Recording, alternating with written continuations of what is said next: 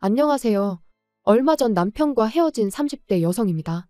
하늘도 무심하단 말을 제가 제 자신한테 써도 되는지 모르겠는데 정말 하늘이 원망스럽습니다. 저 정말이지 양심에 손을 얹고 하루하루 열심히 살았거든요. 그래서 저는 결혼이 신이 저에게 주는 선물 같은 거라고 생각했어요. 너 그동안 고생했다. 이제는 행복해져야지 하는 그런 선물이요. 하지만 선물은 무슨, 지금 제 모습을 보면 답답하고 한숨만 나올 뿐입니다. 제 이야기를 한번 들어보시고 혹시나 제가 너무 지나치다 망상이다 싶으시면 따끔하게 한마디 해주세요. 마지막으로 남편이 저더러 무슨 피해의식이라도 있냐고 해서 그게 큰 상처가 되었는데 제 3자가 보기에도 그렇다면 제 자신을 위해서라도 저도 병원을 가보던지 하려고요. 아무튼 일단 제 이야기를 시작해보겠습니다. 저보다 7살 많은 남편하고는 소개팅으로 만났어요. 저는 회사를 다니는 평범한 직장인이었고 남편은 주점을 운영하고 있었죠. 그리고 이건 좀 쑥스러운 이야기지만 남편과 한 소개팅이 제 인생 첫 소개팅이었어요. 그도 그럴 것이 저희 친정이 형편이 넉넉치 않다 보니 전 고등학교를 졸업하자마자 직장 생활을 시작했거든요. 그리고 중간중간 저한테 호감을 보이던 사람도 몇 명 있었습니다만 그런데 신경 쓸 겨를이 별로 없었네요. 집에 당장 편찮으신 아버지가 계시고 그 아버지를 간호하는 어머니가 계신데 제가 어디다 한눈을 팔 수가 있었겠어요. 그리고 한편으론 자격지심이었는지도 모르겠습니다만 제 상황이 좋지 않다는 걸 남들이 알게 하고 싶지도 않았고요. 아무튼 그러다 결국 아버지께서 제 나이 26살 때 돌아가셨습니다. 그리고 아버지께서 돌아가시면서 보험금이 좀 나왔는데 그걸로 뭐 여기저기 빌렸던 빚들 청산하고 나니까 남는 것도 없대요. 하지만 그래도 솔직히 이후로 한숨 돌리게 되었습니다. 그동안엔 여기저기 밀린 이자 내기에 급급했는데 드디어 조금씩 저축도 할 수 있게 되었으니까요. 그리고 이후로 세월이 흘러 어느덧 제 생활도 안정을 찾아갈 때쯤 그렇게 남편을 소개받은 거예요. 처음 남편을 보고 느꼈던 점을 얘기해보자면 뭐 괜찮아 보였어요. 크게 까다롭게 구는 거 없고 자기 일 열심히 하는. 하지만 무엇보다도 제 마음에 들었던 건 남편이 건강하단 사실이었습니다. 평생 몸이 약한 아버지와 살면서 어머니가 얼마나 고생을 하셨는지 누구보다 제가 잘 알았으니까요. 병간호라는 게 정말이지. 아픈 사람은 병간호해주는 사람한테 아프다고 할 수나 있지 병간호하는 사람은 아픈 사람한테 말 한마디 푸념도 못해요. 그게 그렇더라고요. 그래서 아무튼 남편하고 연애를 시작했는데 사귄 지 7개월 만에 바로 결혼 이야기가 나왔습니다. 남편 말이 자기 나이도 있고 하니까 얼른 결혼해서 애도 낳고 그랬으면 좋겠다고요. 그런데 전 솔직히 자신이 없었어요. 일단 모아둔 돈도 많지 않았고 연애도 처음인 마당에 결혼에 대해선 아예 생각을 해본 적이 없었죠. 하지만 남편은 계속해서 금전적인 부분은 걱정하지 말라며 저는 그냥 몸만 오면 된답니다. 집은 자기 부모님이 해주실 거고 혼수는 자기가 할 거니까 저는 그저 자기 옆에만 있어주면 된다고요. 그렇지만 다들 아시다시피 세상에 공짜가 어딨나요? 그래서 아니라고 그렇게는 못한다고 했어요. 그렇게는 절대 못한다고요. 그리고 나중엔 아예 이별을 각오하고 남편에게 아주 허심탄회하게 제 상황을 털어놓기도 했습니다. 모아놓은 돈도 많이 없고 앞으로도 계속 친정어머니 생활을 도와드려야 한다. 그런데 남편은 계속해서 괜찮다는 소리만 하대요. 자기는 제 월급을 터치할 생각도 없고 아무튼 아무것도 저한테 바라는 게 없다면서요.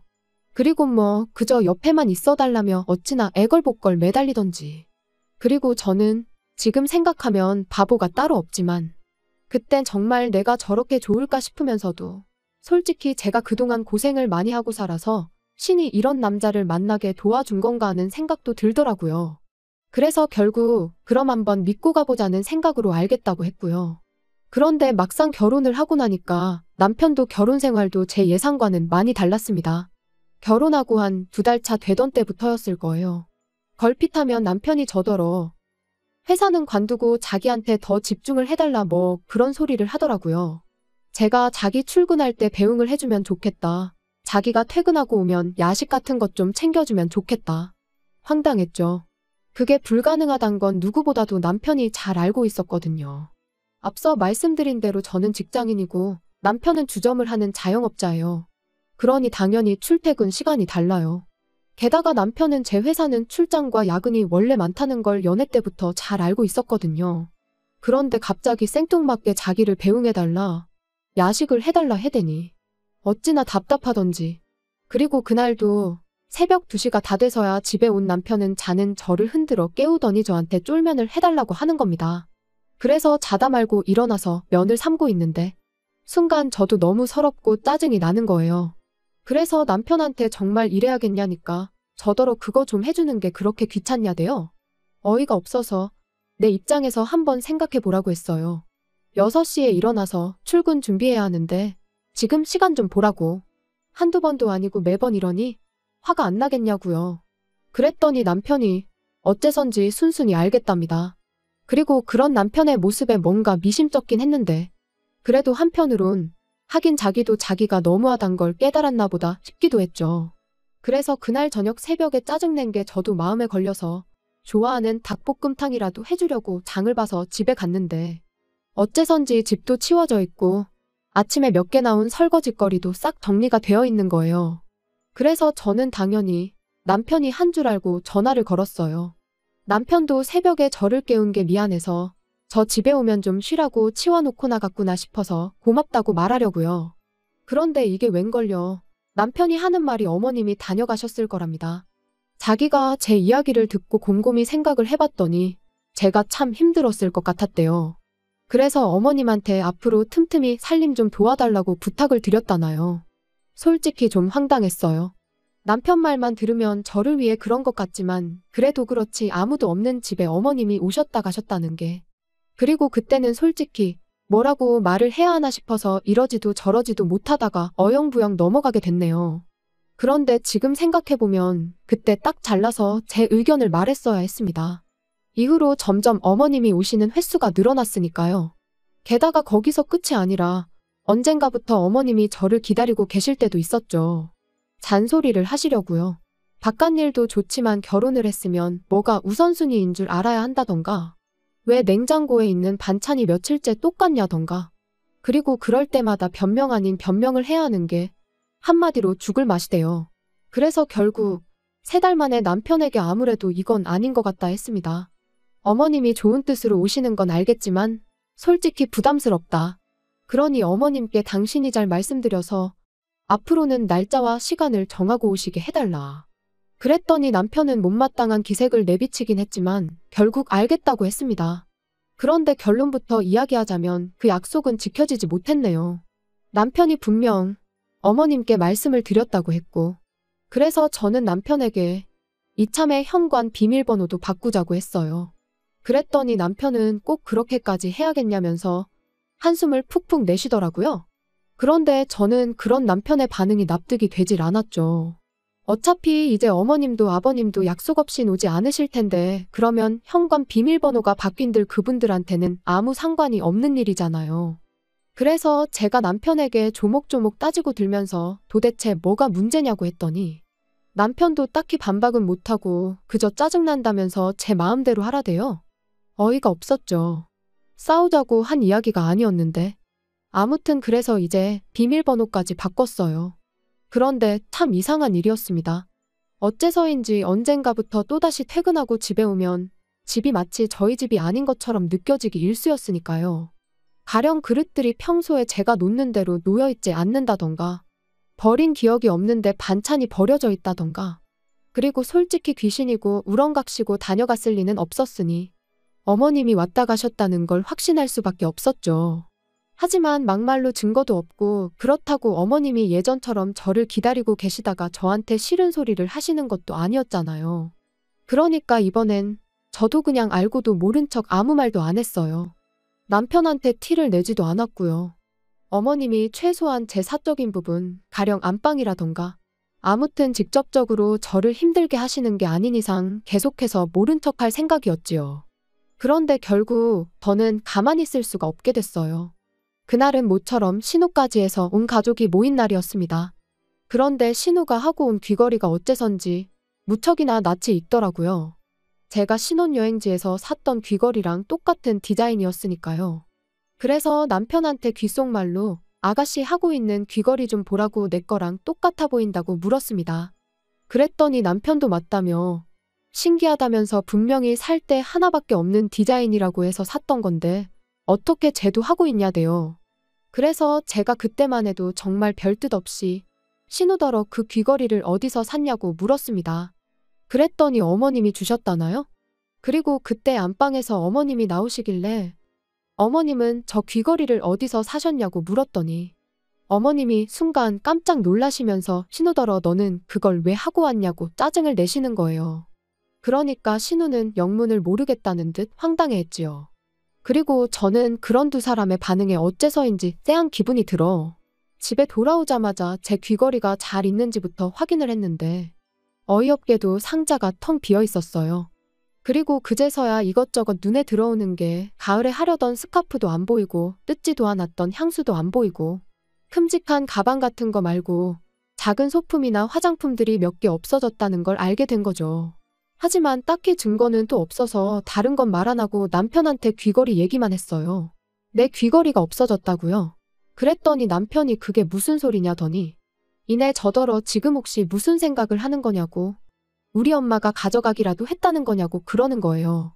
그래서 솔직히 요즘 어머님이 계속 나 몰래 집에 오셨던 거 안다고 했습니다. 그리고 남편더러 혹시 당신도 알고 있었냐 물었죠. 그랬더니 남편이 그게 무슨 소리냐면서 더 크게 목소리를 높였는데 저희 남편이 원래 당황할수록 목소리가 커지거든요. 그래서 이 인간이 지금 거짓말을 하고 있구나. 어머님이 드나들고 계신 걸 알고 있었구나 싶대요. 하지만 정말 저한테 무슨 증거라도 있는 것도 아니고 그래서 몰랐으면 됐다 하고는 더는 가타부타 말을 안 했어요. 범인은 현장에 반드시 다시 나타난다는 말처럼 저도 어머님이 다시 오실 거란 확신이 있었으니까요. 그리고 며칠 뒤 그날도 평소처럼 출근을 했는데 아침에 뭘 잘못 먹기라도 했는지 영속이 좋지가 않았습니다. 그래서 반차를 내고 모처럼 집에 일찍 왔는데 기가 막혀서 말도 안 나왔어요. 현관을 들어서니 어머님이 제가 온 줄도 모르고 거실에서 제 옷들을 입어보시며 패션쇼를 하고 계셨으니까요. 어찌나 당신 모습에 심취해 계시던지 제가 일부러 기척을 내도 모르셨지요. 그래서 결국 보다 못한 제가 어머님께 지금 뭐 하시냐 했습니다. 주인도 없는 집에서 남의 옷은 다 꺼내놓고 지금 뭐 하고 계시냐고요. 그랬더니 어머님이 얼굴이 정말 새빨개지셔서는 저더러 지금 무슨 소리를 하는 거냐며 대뜸 이 옷도 저 옷도 다 내 아들이 벌어다 준 돈으로 산 거지 않냐. 그러니 내가 좀 입어볼 수도 있지 그러시대요. 그래서 제가 꼭 그런 것만도 아니라고 저희 맞벌이 하는 거 아시잖아요 했어요. 그랬더니 그거 돈 몇 푼 번다고 유세냐면서 그럼 이 집은 누구 집이냐고 소리를 지르시더니 당신하고 아버님이 죽어라 벌어서 산 집인데 네가 뭔데 와라 마라 하냐. 그리고 니네 싸가지가 있네 없네 고마운 줄을 모르네. 말 그대로 막말을 퍼붓기 시작하시대요. 할 말이 없었습니다.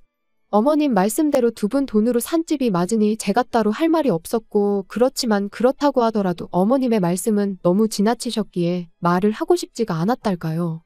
그런데 어머님은 제가 말이 없으니 더 약이 오르셨는지 더 큰 목소리로 소리를 지르기 시작하셨습니다. 너는 해온 건 없으면서 가진 건 많기도 하더라.